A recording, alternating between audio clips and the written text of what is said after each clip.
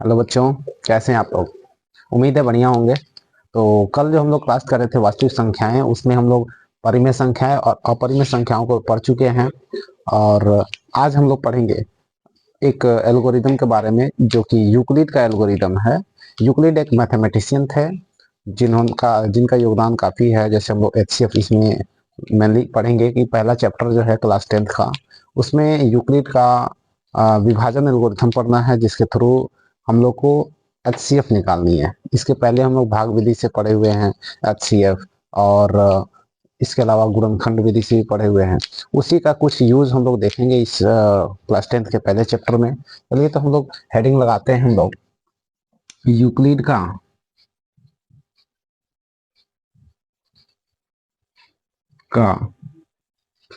विभाजन algorithm.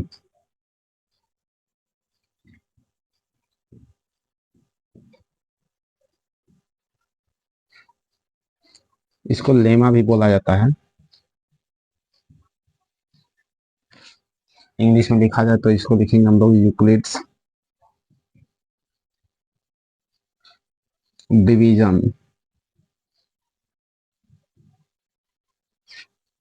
Algorithm,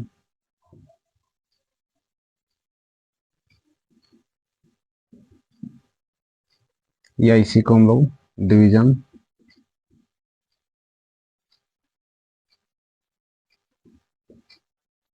करते हैं, कैपिटल डी कर देते हैं, lemma.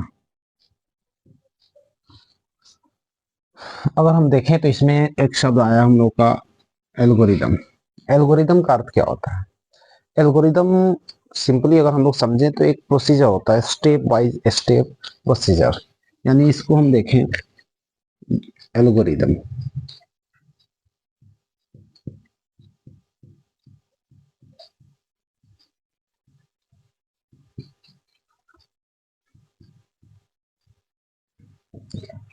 Algorithm means step by step procedure. यानी कोई भी क्वेश्चन अगर हम सॉल्व कर रहे हैं, अगर स्टेप बाय स्टेप हम सॉल्व कर रहे हैं, तो उसे हम कहेंगे एल्गोरिदम। यानी एक एल्गोरिदम से हम लोग सॉल्व कर रहे हैं। और दूसरा बात है कि लेमा। लेमा एक सिद्ध किया हुआ कथन होता है, ठीक है। यानी कि हम लेमा की बात करते हैं। लेमा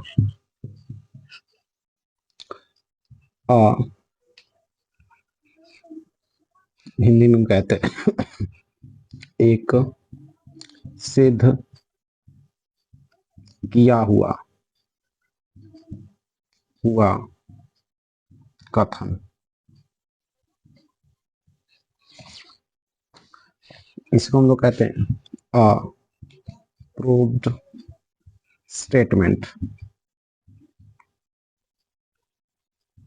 यानी कोई ऐसी बात कही गई है जो कि मतलब पूर्णतः प्रूव कर दिया गया कि हाँ, ऐसा होता है, ठीक है।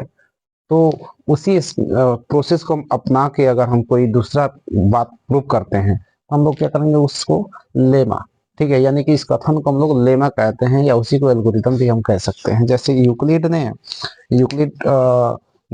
क्या किए थे जी? यूक्लिड जो एक विभाजन एल्गोरिथम दिए थे, जिसको हम लोग पढ़ रहे हैं, उनका विभाजन एल्गोरिथम क्या था कि ए कोई संख्या है और उसको बी से डिवाइड किया जा रहा है।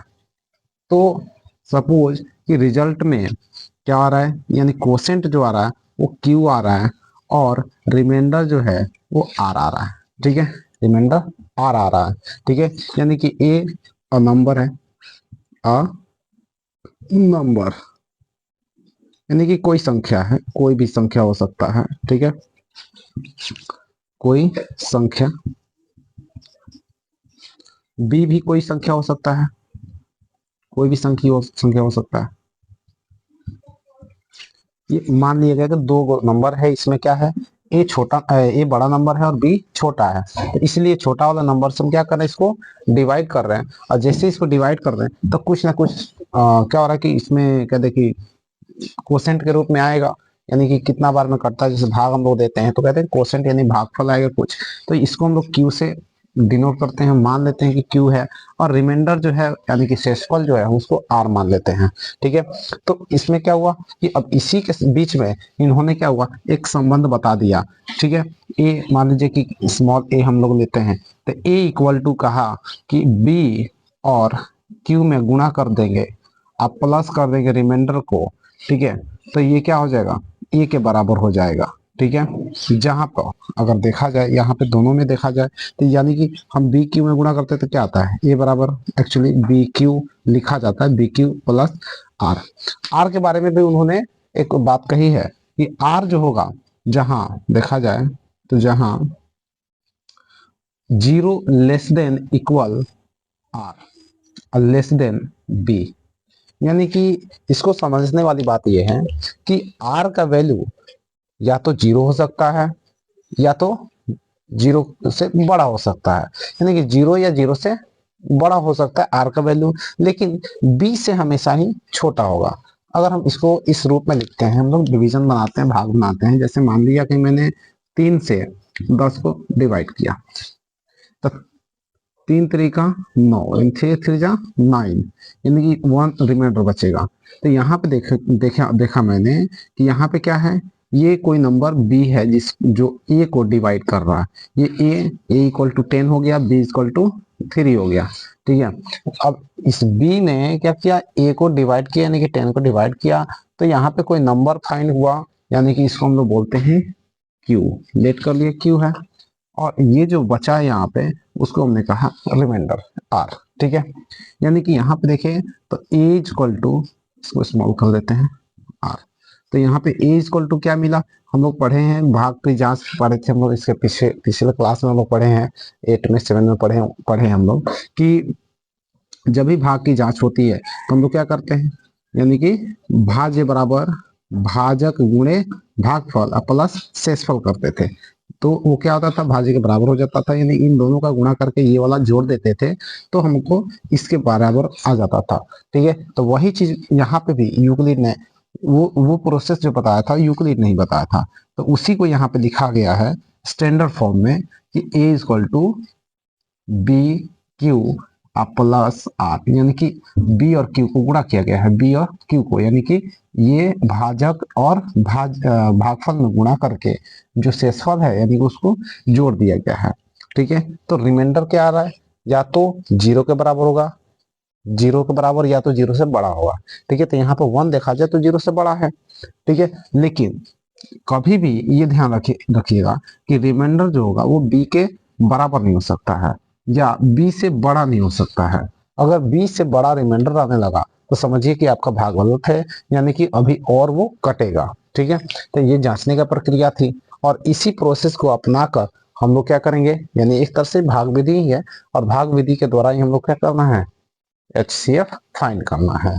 ठीक है, तो यानी कि यूक्लिड विभाजन एल्गोरिथम को हम लोग इस तरह से समझेंगे। खैर आगे बढ़ते हैं, ये फॉर्मूला हम लोग को याद रखना है क्योंकि इसी का यूज हम लोग पढ़ने वाले हैं HCF निकालने के लिए। यूक्लिड का विभाजन एल्गोरिथम कोई पूछे क्या होता है तो हम लोग को यही बताना है कि A equal to B Q plus are, जहां 0 जो होता है R से छोटा होता है या R के बराबर होता है, तथा B से छोटा होता है R का वैल्यू। ये एल्गोरिथम है। ठीक है, हम इसको मिटाकर ऊपर लिख देते हैं। फिलहाल ये वाला हम लोग को समझ में आ गया कि एल्गोरिथम क्या होता है, कि कुछ ऐसा डिफिनेशन तो पूछेगा नहीं एग्जाम में, हम लोग को बस समझना है कि एल्गोरिथम का मतलब क्या हुआ, स्टेप बाय स्टेप प्रोसीजर होता है, यानी कि कोई भी सॉल्यूशन कर रहे हैं हम, कोई भी क्वेश्चन बना रहे हैं तो वो स्टेप बाय स्टेप बनते जाता है। ठीक है, तो वो एक प्रोसेस हुआ तो उसी को हम लोग एल्गोरिथम कहते हैं। दूसरा लेमा क्या होता है, लेमा को हम लोग प्रमेय भी कहते हैं, प्रमेय या प्रमेयिका, प्रमेय या प्रमेयिका बोलते हैं। ठीक है, ये मतलब कहा जाता है, एक तरह का थ्योरम ही होता है। तो ये क्या हो रहा है, स्टेटमेंट है। अब इसमें यही स्टेटमेंट जो है सिद्ध किया हुआ है, जैसे कि ये फॉर्मूला फार्मूला भी कह सकते हैं इसको, एक फॉर्मूला है जिसमें जिसको अपनाकर हम क्या करते हैं, किसी दूसरे बात को सिद्ध करते हैं, प्रूव करते हैं। ठीक है, तो यही वाला प्रोसेस को हम लोग क्या करेंगे, इस लेमा को या प्रमेयिका को हम लोग अपनाएंगे, इसी एल्गोरिथम को अपनाएंगे और इसके मदद से हम लोग एचसीएफ फाइंड करेंगे। यानी कि दो संख्याओं का अगर हमको दिया जाए कि हाँ बताइए कोई संख्या ए है कोई संख्या बी है, तो आप उसका क्वोशेंट निकाल दीजिए, रिमाइंडर निकाल दीजिए, तो हम लोग आराम से निकाल सकते हैं इसी स्टेटमेंट के थ्रू में। चलिए तो इसको हम मिटाते हैं फिलहाल।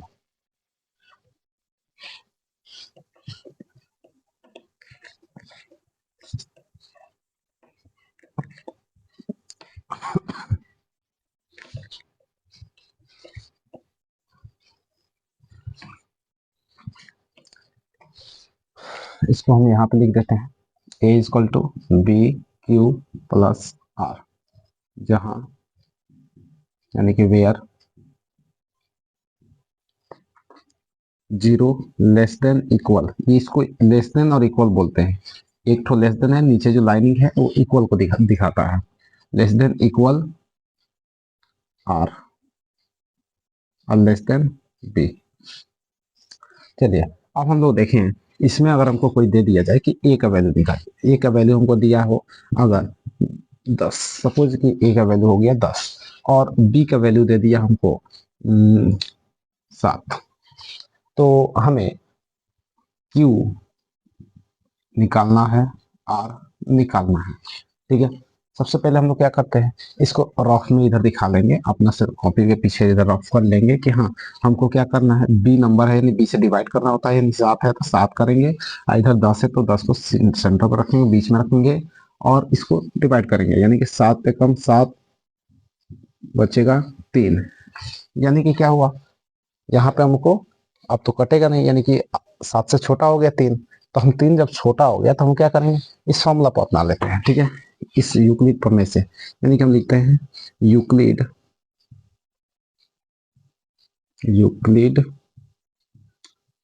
प्रमेय, यूक्लिड के प्रमेय से कहिए, एल्गोरिथम से कहिए, यहाँ पे क्या है जी प्रमेय हम लोग का, तो a equal to B Q plus are, जहां r 0 less than equal are less than B. अब यहाँ पे ए का वैल्यू देखेंगे तो क्या है 10, बहुत बढ़िया, बी का वैल्यू है 7। ठीक है, अब भाग देंगे तो क्वोशिएंट कितना आएगा, तो वहां से हम देख सकते हैं कि एक बार में ही कटेगा 10, एक बार में, और रिमाइंडर कितना बच जा रहा है, 3 बच जा रहा है, प्लस में 3 आएगा। ठीक है, तो यहाँ पे हम लोग को क्या मिल गया, यानी कि इसलिए देखे तो यहाँ पे हमको क्यू निकालना था, तो क्यू बराबर कितना मिला, यानी कि 1, तथा आर बराबर कितना मिला 3। ठीक है, तो इस तरह से हम लोग फाइंड कर लिए। इसके अलावा अगर हमको और कुछ निकालने के लिए बोलता, यानी कि इसमें से क्या होता कि अगर ए नहीं देता, सपोज कि ए नहीं देता है, तो हमको क्या देगा, बी दे देगा, ये क्यू दे देगा, आर दे देगा, फिर ए निकाल लेंगे, हम डायरेक्ट फॉर्मूला पर रखेंगे। जैसे मान लीजिए दूसरा क्वेश्चन, ये हो गया हमारा पहला क्वेश्चन। दूसरा क्वेश्चन अगर दे देता है, सपोज कि b इक्वल टू हमको देता है 12 और यहाँ पे कह दे कि आर देता है हमको 2 और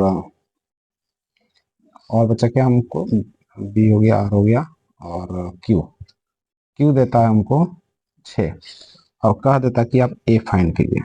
ठीक है, तो आप सिंपल जानते हैं कि यूक्लिड प्रमेय यूज करेंगे हम लोग, डायरेक्ट लिखेंगे, क्या लिखेंगे, ए बराबर, चूंकि ए बराबर बी क्यू प्लस आर होता है। ठीक है, बी क्यू प्लस आर होता है, यहाँ पे जहां पे क्या है जी, जहां 0 less than equal are less than B. तो यहाँ पे हम देखें तो यहाँ पे ए का वैल्यू हमको निकालना है, तो ए बराबर बी का वैल्यू हमको दिया हुआ है कि हम 12 है तो 12 रखेंगे ब्रैकेट में, और वैल्यू हमेशा ही ब्रैकेट में रखा जाएगा ताकि हमको सॉल्व करने में कोई दिक्कतें ना हो। क्यू का वैल्यू कितना है 6 है, प्लस आर का वैल्यू कितना है 2 है। ठीक है, तो अब हम देखें तो ए बराबर कितना आया जी, ए बराबर आ गया हमारा 12 छके 72, यानी कि 72, यानी कि 12 6 72 प्लस 2, तो ये हो गया 74। यानी कि हमारा ए का वैल्यू भी निकल गया।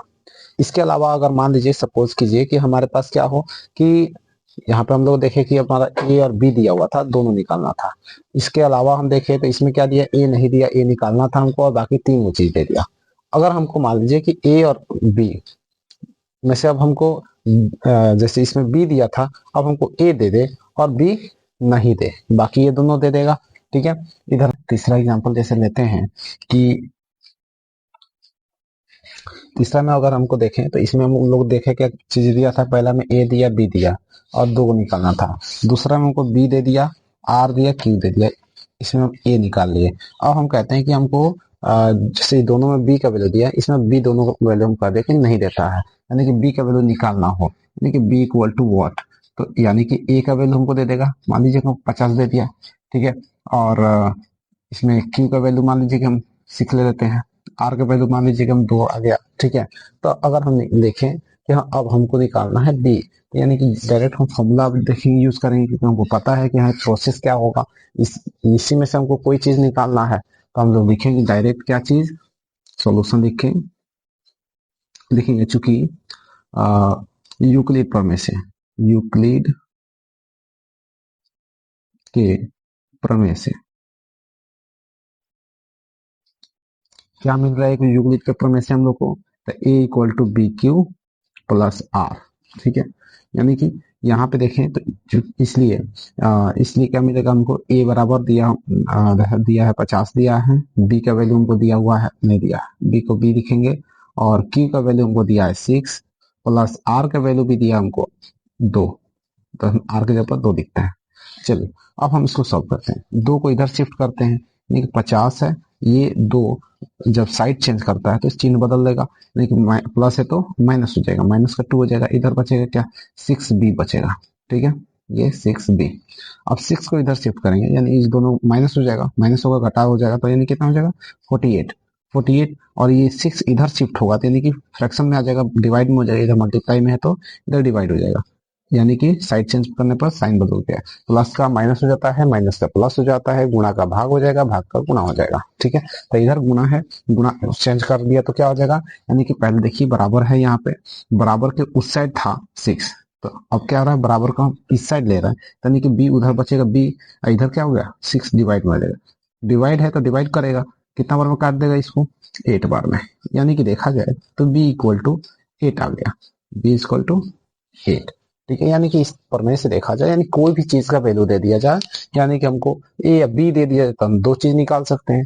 अगर हमें इसमें से कोई एक नहीं दे, यानी 3 चीज देगा और 3 चीज देगा तो तीनों को वैल्यू रखेंगे तो चौथा तो निकल ही जाएगा।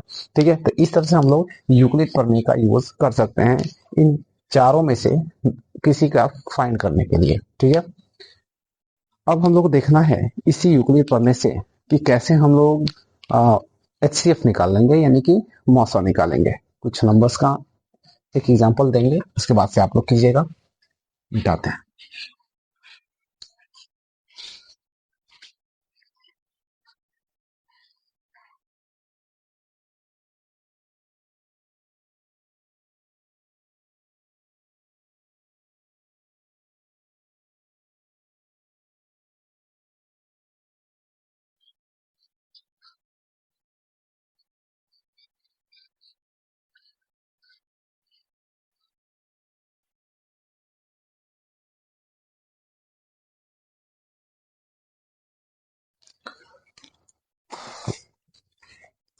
अब हमसे कहा जाए कि कुछ नंबर्स दे दीजिए और उसका आप क्या कीजिए, यूक्लिड प्रमेय से आप एचसीएफ निकालिए। ठीक है, हम एग्जांपल ले लेते हैं, सपोज कि मान लीजिए कि हमने लिया 56 ले लिया और 24 ले लिया, और कहा कि इसका एचसीएफ निकालना है। ठीक है, एचसीएफ निकालना है, यानी कि इसका हम लोग क्या निकालना है, एच सी एफ, और किससे निकालना है, यूक्लिड प्रमेय से, यूक्लिड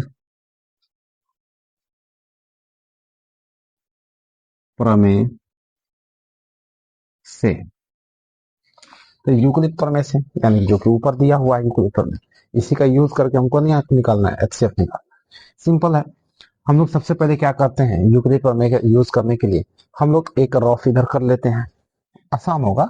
जैसे कि हम लोग जैसे भाग विधि से बताए हैं, पहले पढ़ चुके हैं, वैसे ही हम लोग क्या करेंगे, इसको निकालते हैं HCF।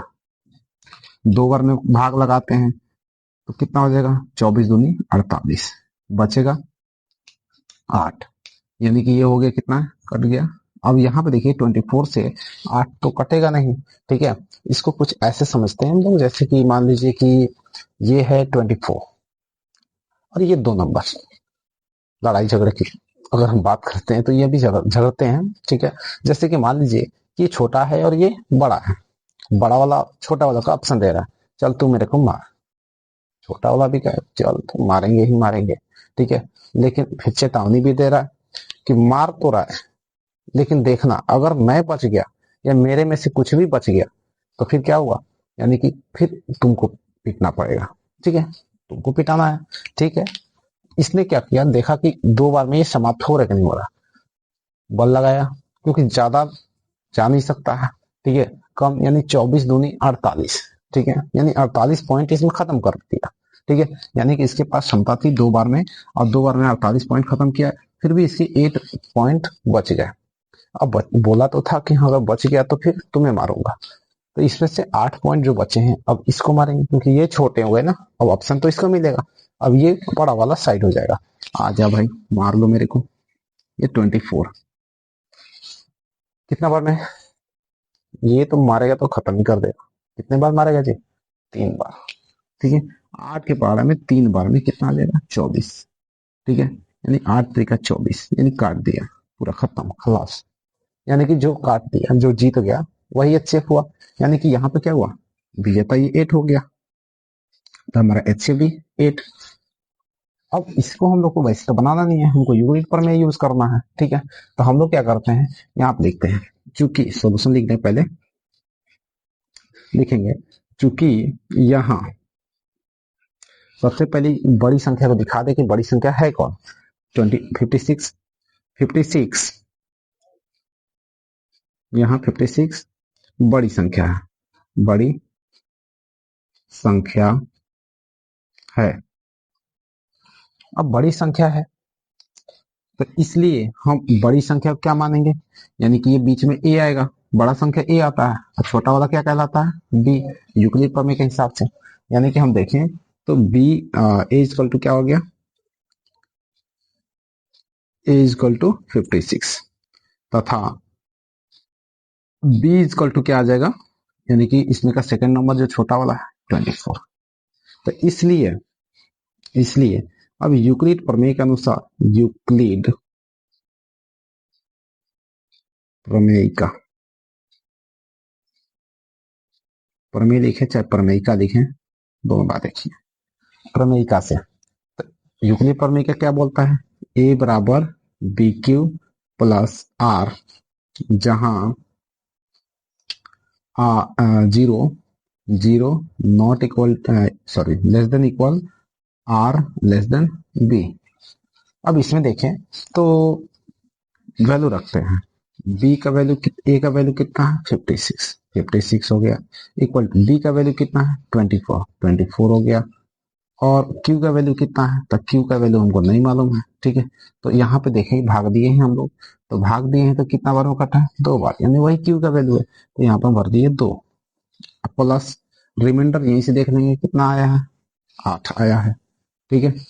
अब बताइए यहाँ पर भी हम लोग देखे कि क्या है, तो यानी कि रिमाइंडर जब आया तो हम लोग या प्रोसेस को रोके नहीं, एक बार और डिवाइड लगाए, ठीक है। सेम यही काम यहाँ पे भी देखेंगे, यहाँ पे कह रहा था क्या कि आर का वैल्यू या तो 0 हो सकता है या तो 0 से बड़ा, तो यहाँ पे क्या है, अभी 0 से तो बड़ा है, 0 है नहीं, लेकिन HCF कब होगा, जब तक 0 नहीं आ जाएगा रिमाइंडर तब तक ये प्रोसेस चलता रहेगा, ठीक है। तो यहाँ पे लिख देंगे, चूंकि यहाँ आर नॉट इक्वल टू 0, तो इसलिए अब जब r नॉट इक्वल टू 0 है तब हम क्या कहेंगे, यानी a का वैल्यू अब फिर से बदलेगा, तो a का वैल्यू कौन हो जाएगा, यानी कि जो अब रिमाइंडर बचा था वो अब क्या हो जाएगा, b हो जाएगा, और जिससे हम लोग भाग दिए थे वो अब a बन जाएगा, ठीक है। यानी कि 24 से भाग दिए थे, b का वैल्यू जो था अब वो a बनेगा, ठीक है। यानी कि हमारा क्या हो जाएगा, a का वैल्यू 24, और जो रिमाइंडर बचा था वो अब क्या बन जाएगा, बी बन जाएगा, यानी कि 8 रिमाइंडर बचा था, तो यानी कि बी का वैल्यू हो जाएगा 8। अब उसी तरह से फिर से हम इस पर रखेंगे, फिल करेंगे यूक्लिड प्रमेयिका पे। तो ए का वैल्यू 24 है, नहीं 24 इक्वल टू, जैसे यहाँ पे ए का वैल्यू कितना था, यानी 56 था, तो हम 56, यहाँ पे गलती लिखे हम 56, 56, तो 56 इक्वल टू क्या हो गया है, ये ऐसे आया है। वैसे हम 24 इक्वल टू देखेंगे तो क्या मिलेगा हमको, बी के वैल्यू 8 मिलेगा, और कितना बार में कटेगा जी, तो 3 बार में कट जाएगा पूरा पूरा। अब प्लस में रिमाइंडर क्या बचेगा, कुछ नहीं, तो यानी कि 0 बचेगा। ठीक है, यानी यहाँ पे रिमाइंडर हमारा क्या आ गया, 0, तो यानी बस प्रोसेस तो रुकेगा अब यहाँ पे। तो हम लिखेंगे चूंकि यहाँ r इक्वल टू 0, ठीक है, और जब r इक्वल टू 0 हो गया तो अब लिख देंगे क्या चीज, इसलिए HCF ऑफ किसका किसका HCF निकाले थे हम लोग, 56, 24। तो इस तरह से हमारा HCF निकल के आया कितना, यानी कि जो B का वैल्यू था 8, वही हमारा HCF हो गया। ये वाला रफ था, वो रफ को मिटा देते हैं। जो हमारा जो प्रोसेस है, स्टेप बाय स्टेप प्रोसेस, जो कि हम लोग यूक्लिड प्रमेय से निकाले हैं, वो ये रहा। ठीक है, मिलते हैं अगले वीडियो में जो बचे हुए क्वेश्चंस हैं उनके साथ। Thank you.